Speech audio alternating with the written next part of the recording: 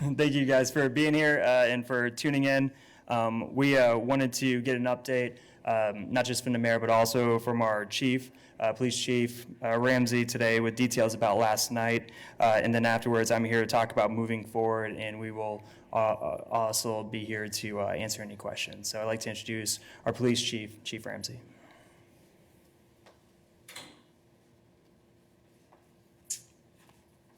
Good afternoon. As the mayor mentioned, my name is Gordon Ramsay. I'm the Wichita Police Chief. And I just wanted to update you all on the night's events and answer a couple questions if you'd like. The event last night that started out the evening was a peaceful protest. Started out as a peaceful protest at Mays and 21st. Started around 7 p.m. with a group of individuals that gathered. It started out as really a model protest. There was individuals there handing out flowers and seemed to be going very well. At about shortly after 8 or around 8 o'clock, there was an altercation that spilled out onto the street between a protester and a counter protester. And sheriff deputies who were assisting in that area went to the scene to ensure that no one was hurt, and escalated as the deputies tried to intervene. And at some point during that, there was some items thrown at the deputies, and from what I have is that it sounded like it was water bottles. Based on that and the growing crowd, and one of the other things that we're seeing in these protests are a large number of armed individuals, and remember the night before we had people shooting at officers, as well as some concerns about looting and things along those lines. Businesses were, in some cases, were not able to remain open, and businesses wanted the individuals moved along. So we began to request that people leave, most of which left peacefully, and our teams moved in to move people along, and most everybody moved along without any incidents. I think there was 5 arrests. Was there 5, Charlie, or how many was there? It was 5 for remaining unlawful assembly and then 2 others for other. Okay, so 5 were arrested for the unlawful assembly, and then 2 were arrested for other charges.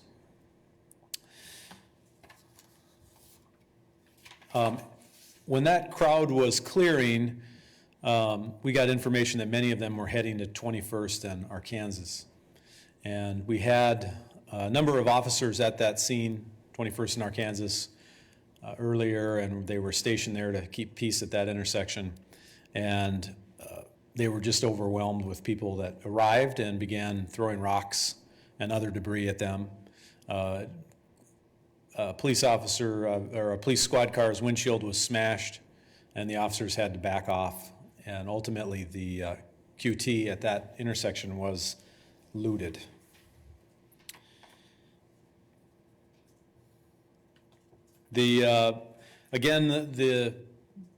Our team moved in to move the crowd along and secure the store. Some people were refusing to leave. Gas was deployed. Gunfire started in the neighborhood.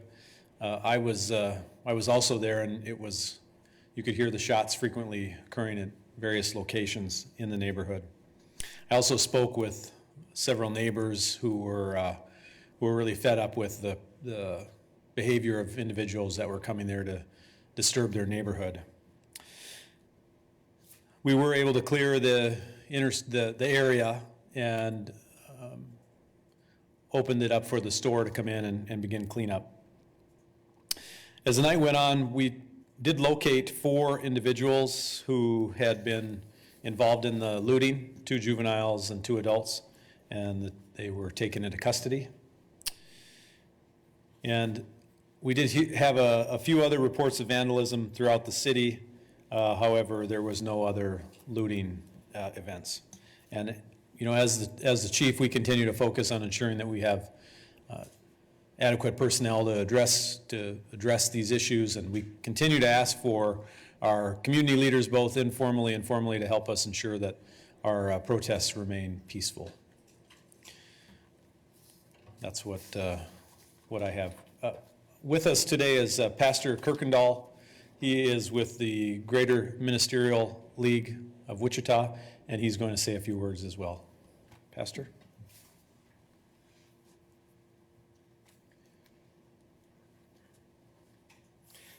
Good afternoon. I'm Pastor Kirkendall. I'm president of the Greater Wichita Ministerial League, and I'm glad to be here to voice my opinion on the situations going on in our community. I have to say that this past weekend, I, along with others, was so very proud of the community when they went out and had a peaceful protest. They were able to voice their anger in a peaceful way, and we gained a lot of ground. But the incidents that took place for the last 3 nights, we not only lost ground, but we lost our focus. Saturday, we was right on message. The last 3 events, we lost our focus on what this thing is all about. And I believe it's not the majority of the community, it's just a few. And so we're going to do everything we can, the Greater Wichita Ministerial League, to try to calm things down and get back on track. There are several peaceful protests scheduled that I think will put us back on track and satisfy the community as well as the police officers as well, because we're blessed here in Wichita, Kansas, to have good leadership with our mayor and also our chief, always in the community. Our chief is the only one I know that goes out on Friday and deliver food to students at 259 and elderly. And he's right there in the mix. He's not just standing around looking for the camera.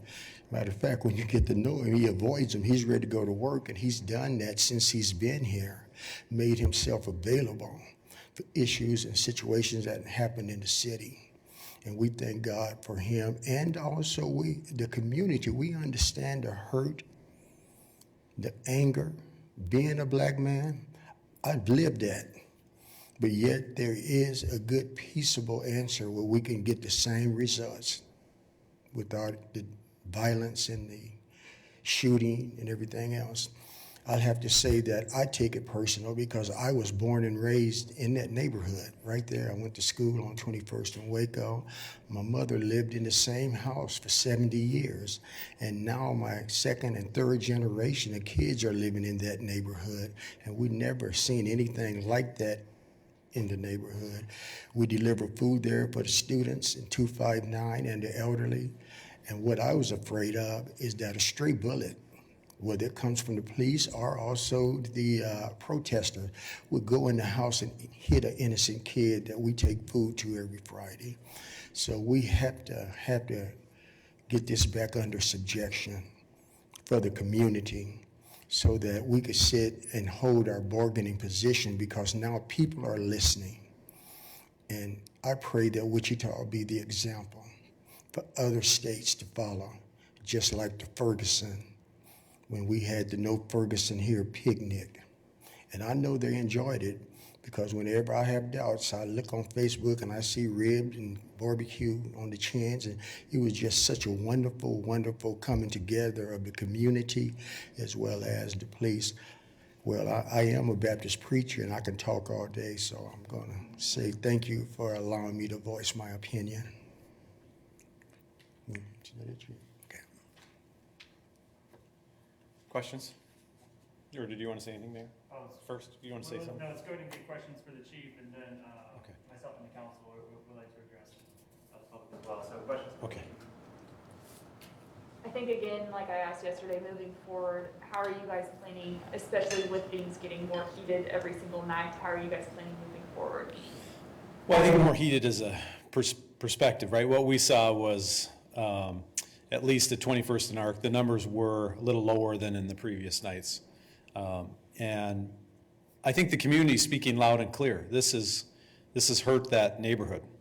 We don't know what the ramifications will be for QT and the other businesses. I drove by, I noticed one of the businesses was boarded up entirely, like they were closed. And what started out as, I think, a well-intended protest was hijacked by some individuals with other intentions. And I think it's going to have a significant negative impact on that community. There's a post going around about a group meeting at 21st in Arkansas again and then moving to different towns around Wichita. Have you seen this post and have you talked to other city leaders? Yeah, it's been sent to me about 100 times, as I'm sure the counselors and everybody else. There's a lot of social media stuff going around, and some of it is people toying with people, but we are prepared. We're ready to deal with anything that comes along. We are going to keep the city safe, and we're going to aggressively go after those that are victimizing our businesses and our neighborhoods. You mentioned a certain few hijacked the event. Do we know, are these folks from Wichita, are they out of towners? I've been hearing a lot of rumors of out of towners. Yeah, it hasn't really shown up in our data. I have heard it in other cities across the country. That hasn't shown to be true here. Can you talk about how extensive was the damage and looting at the Quick Trip? Did it have a dollar amount or approximate dollar amount of damage? Any information on the extent of the damage at Quick Trip? I don't think there was a lot of damage. I believe that there was, it was just messed up and a lot of goods were stolen. And I didn't get a dollar amount. You mentioned yesterday having to call in surrounding area agencies. Any more resources you had to bring in last night or you're going to bring in to prep if this continues this week? We believe we've effectively addressed any staffing issues. We do work closely with the Sheriff's Department as well as all the other agencies. As a matter of fact, we're communicating every day right now on what's happening, and we have a very good relationship with amongst ourselves. And and that has proved very effective during this time, and we're helping each other out. Let's do one more question for the chief. Are there any discussions to put in a citywide curfew? You know what, we're talking about very few people and not at this time. Okay, thank you. So I'd like the council to come up and thank the council for being here. I think it's critically important that we make a distinction, especially here in Wichita, that there is a difference between lawful protests and those few bad actors who are looting Quick Trip. The protests yesterday over on the west side of our town was peaceful. The organizers assisted with having people move out at the appropriate time, and really, I don't want us to have lawful protests that have been peaceful to be to be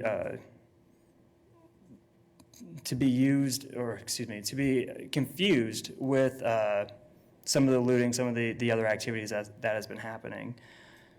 So with that, I just want to thank the police chief and the police officers who have done such a good job of ensuring the safety of our community. And earlier today, I think I read, I don't know if it was from yesterday, or maybe it was this morning, I don't think he sleeps, our police chief made a comment.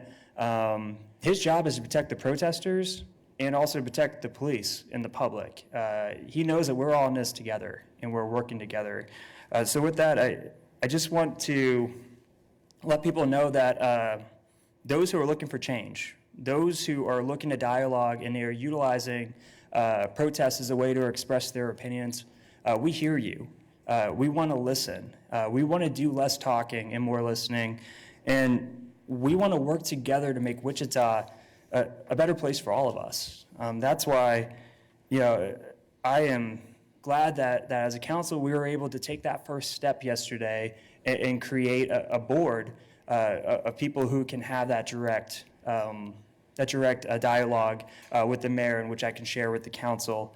And it's not, and also with the co-chair, Councilmember Johnson. And I just want to stress that this isn't about us. It's not about the council. It's not about myself or Johnson. It's about making sure that we can empower voices that traditionally might not feel like they've been at the table.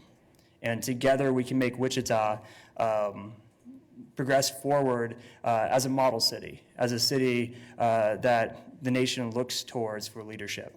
And with that, if Councilmember Johnson would like to speak, you have the floor. You good? Okay. We could take some questions.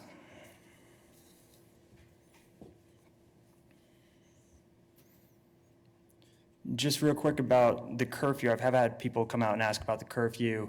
We are working with the police to formalize the best policy moving forward.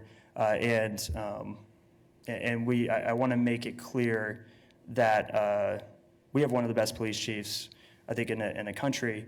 And he has been very good in helping educate us on the best policy moving forward, as well as staying in touch with community leaders, like the Reverend and others who are allowing us to, I think, handle these type of situations with a community-centered